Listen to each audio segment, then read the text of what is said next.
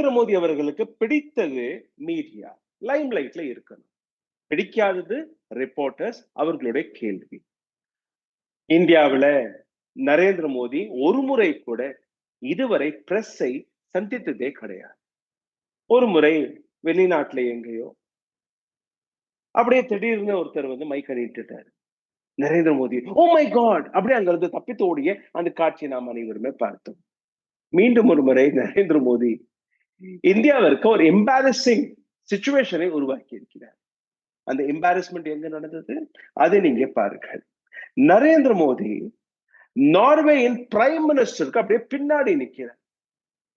நரேந்திர மோடி அவர்களை பார்த்து நார்வேயின் ஒரு ஜேர்னலிஸ்ட், ஒரு பத்திரிகையாளர் நேரடியாக அவர் கேட்ட அந்த கேள்விதான் இன்னைக்கு ஒட்டுமொத்த சோசியல் மீடியாவையே உலுக்கி இருக்கிறது.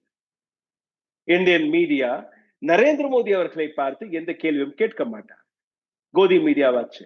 ஆனால் ஃபாரின் மீடியா அதுவும் கிடையாது. முக்கியமாக நார்வேயின் மீடியா பிரஸ் ஃப்ரீடம் இண்டெக்ஸில் இருக்கக்கூடிய முதலாம் இடத்தில் இருக்கக்கூடிய ஒரு நாடு. அந்த நாட்டின் பத்திரிகையாளர் கேட்ட அந்த கேள்வியில் நரேந்திர மோடிஜி ஒரு இண்டிபெண்டாக இருக்கக்கூடிய, ஒரு சுதந்திரமாக இருக்கக்கூடிய ஒரு பிரஸ் நாட்டின் கேள்வியும் எடுத்துக்கொள்ளுங்கள். நரேந்திர மோடி அங்கிருந்து எப்படி தப்பித்து ஓடினார் என்று மட்டும் பாருங்கள். கேள்விக்கு பதில் கொடுக்கவில்லை, தப்பித்து ஓடிய காட்சி இன்னைக்கு சோசியல் மீடியாவில் மிக பெரிய அளவில் வைரல் ஆகிவிட்டது. பாருங்கள்.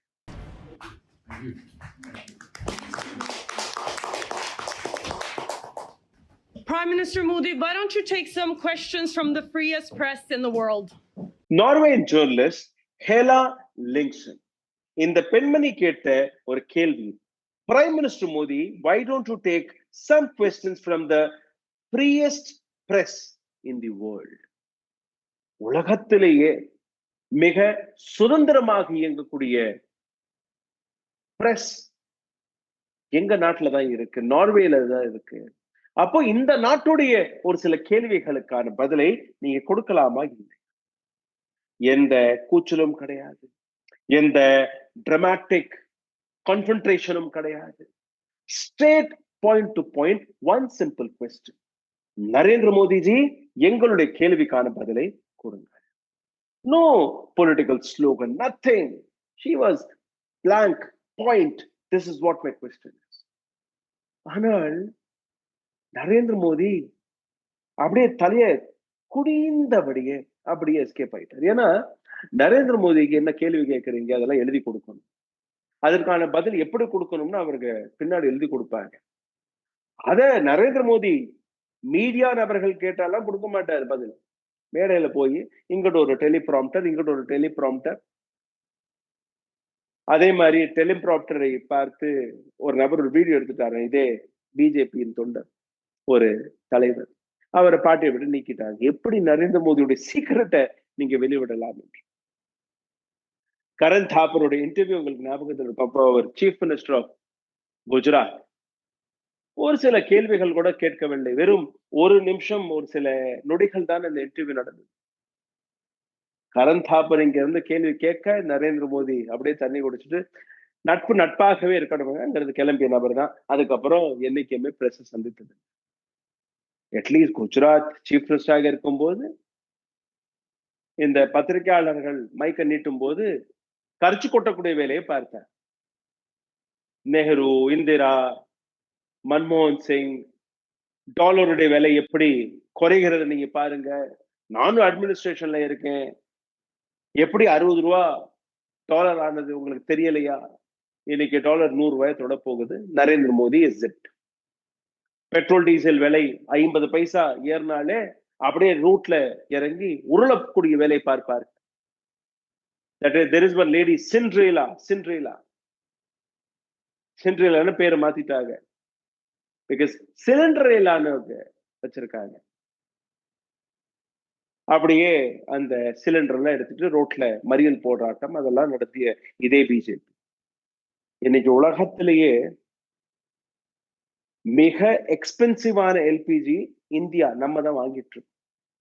அதே போன்றுதான் பெட்ரோல், அதே போன்றுதான் டீசல். 15ஆம் தேதி 3 ரூபாய், இன்னைக்கு 90 பைசா, 4 ரூபாய் ஏத்திட்டாங்க 4-5 நாட்களுக்குள்ளே. But Narendra Modi will not speak. இந்த ஹேலா லிங்க்சன் இவர் கேட்ட கேள்விக்கு எந்த விதமான பதிலும் கிடைக்காத பட்சத்தில் லீலா லிங்க்சன் தன்னுடைய ட்விட்டர் பக்கத்துல ஒரு ட்வீட்டையும் போடுகிறார். என்ன? Prime Minister of India Narendra Modi would not take my question. I was not expecting him to do this. Narendra Modi prime minister, இந்தியாவுடைய பிரைம் மினிஸ்டர் என்னுடைய கேள்வியை கேட்க மாட்டார், அப்படி நழுவி போயிருவார், இதை நான் எக்ஸ்பெக்டே பண்ணதில்லை. Norway has the number 1 spot in the world press freedom index. Norway உலகத்தின் மிக சுதந்திரமாக பத்திரிகையாளர்களுக்கு மிக சுதந்திரமாக இடத்தை கொடுக்கக்கூடிய நாடு. India is at 157, competing with Palestine, Emirates and Cuba.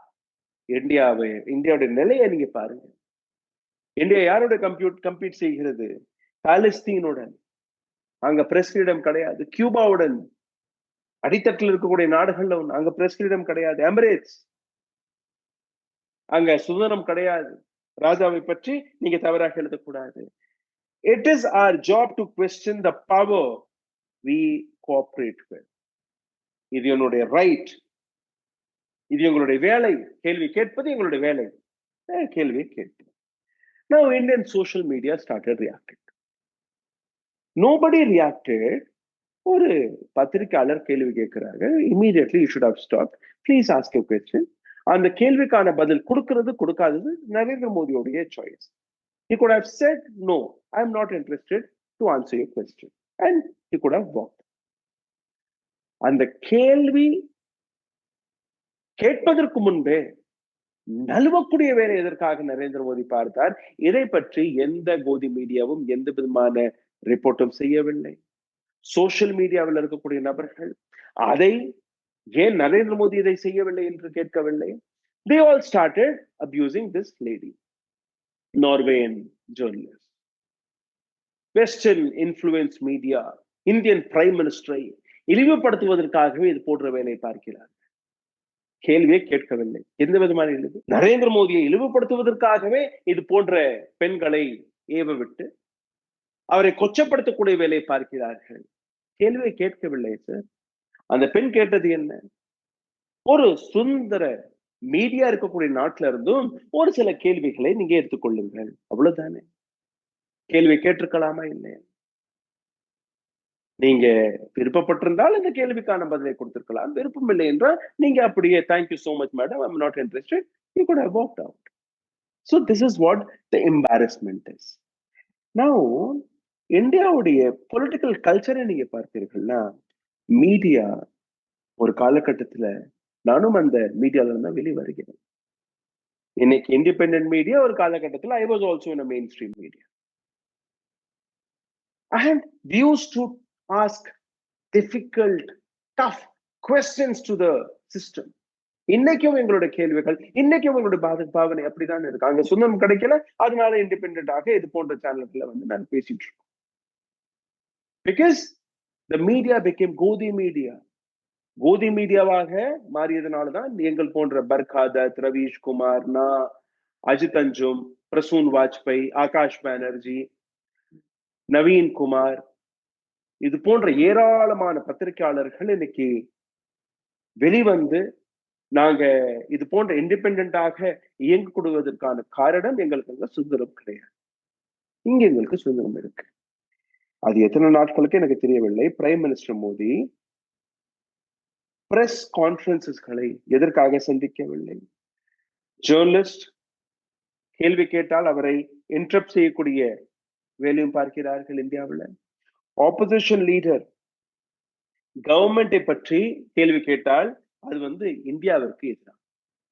இன்டர்வியூல அவருக்கு ஏற்றபடி எழுதி கொடுத்து அந்த கேள்விகளை கேட்டால், see, one thing you should understand, Prime Minister is not a country.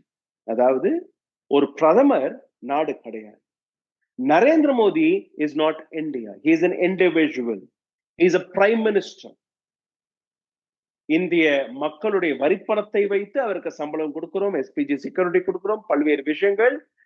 And he's a top official of this country. இந்த நாட்டின் ஒரு உயர் பதவியில் இருக்கக்கூடிய அவரே சொன்னார் இல்லையா, மேபி சௌக்கிதார், பிரதான் சேவக், உங்களுடைய சேவகன் நான், உங்களுடைய வேலைக்காரன் நான், அவரே சொல்லி இருக்கிறார்.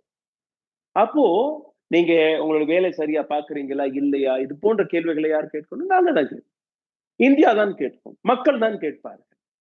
ஆனால் நான் கேள்வியை எடுக்க மாட்டேன், நான் அப்படி நழுவிடுவேன். So Modi is not India, BJP is not India, RS is not India, Amit Shah is not India. You all have to answer. You all are being accountable, but you don't want to be accountable.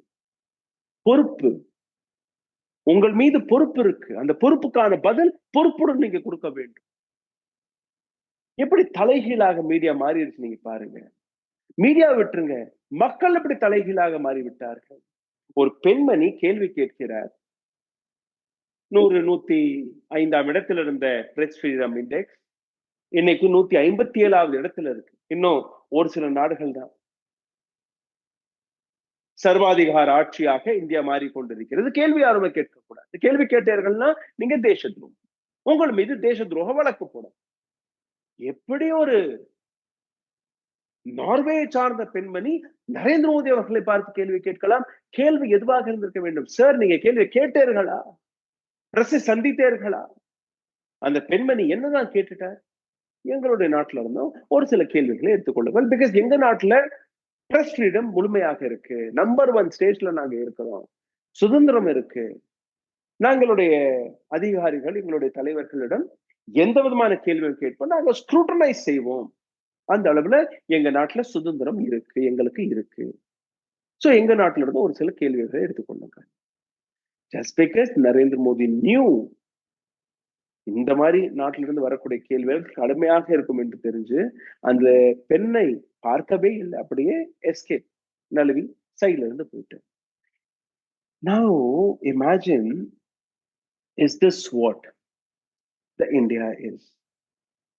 இந்தியாவுடைய leadership இப்படிதானா இருக்கு? Doctor மன்மோகன் சிங் அல்ல அதற்கு முன்னாடி இருந்த பல்வேறு தலைவர்கள் including Vajpayee அவர்கள் பிரஸை சந்தித்ததில் எப்பவுமே கூச்சப்படுத்தப்பட்டதில்லை. பத்திரிகையாளர்கள் கேள்வி கேட்டார்கள். அப்படியே ஏர்போர்ட்ல இருந்து இறங்கி வெளியே வரும்போது அங்கேயே உட்கார வச்சு கேள்வி கேட்போம். வெளிநாட்டுல இருந்து வந்தாங்கன்னா இந்த நாட்டுக்கு நாங்க போனோம், இதெல்லாம் நாங்க சாதிச்சோம், இதெல்லாம் டீல் நடந்தது, விளக்கம் கொடுப்பார்கள். ஏன்னா நீங்க போயிட்டு வந்தது பப்ளிக்கோடைய பணம், இந்த நாட்டுக்காக நீங்க போயிட்டு வந்திருக்கீங்க. டொனால்ட் ட்ரம்ப் அன்பளிப்பாக அந்த நகையெல்லாம் கொண்டு போய் கொடுக்கிறது. அங்க எதுக்காக போனீங்க யாருக்குமே தெரியாது. ஆஸ்திரேலியா போனால் அடானிக்கு டீல், ஸ்ரீலங்கா போனால் அடானிக்காக பேரம் பேசுறது, பிரான்சுக்கு போனால் அனில் அம்பானிக்காக பேரம் பேசுறது, மற்ற நாடுகளுக்கு போனால் அடானி அம்பானி போன்ற நபர்களுக்கு பேரம் பேசுறது.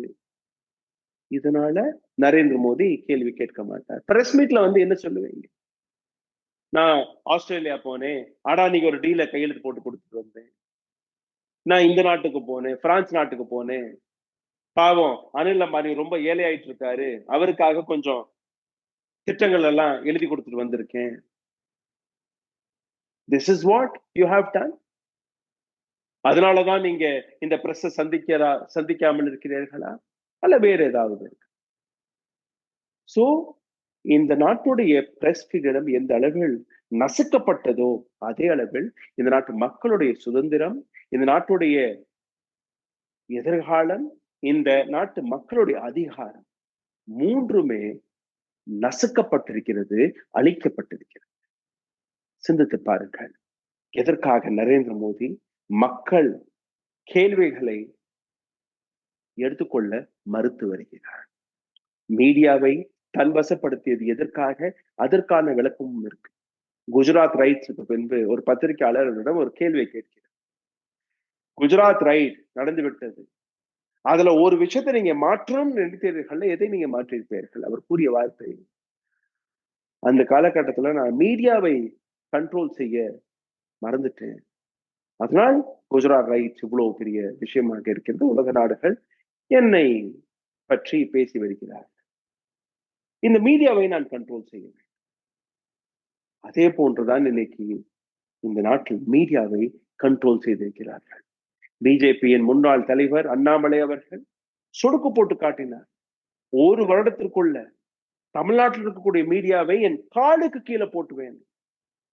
ஆனால் இந்த நாட்டில் இருக்கக்கூடிய மீடியா வெட்கமே இல்லாமல் அதே அண்ணாமலை அவர்களுடைய இன்டர்வியூக்காக மைக்கை பிடிச்சு அழிந்து கொண்டிருந்தார். Nobody boycotted Annamalai. Nobody boycotted Narendra Modi. This is what Indian media is. சிந்தித்து பாருங்கள். நன்றி, வணக்கம். ஊடகம் கார்ப்பரேட் அரசியல்வாதிகளின் கைப்பாவையாக அடிமைகளாக இருந்தது போதும், இனி சாட்டை எடுத்து சுழற்றும் நேரம் வந்துவிட்டது. ஊடகம் பொதுமக்களாகிய உங்களுக்காக, உங்களாலேயே இயக்கப்பட வேண்டும். ஊடக சுதந்திரத்திற்காக உங்களின் பங்களிப்பை இன்றே அளித்திடுங்கள்.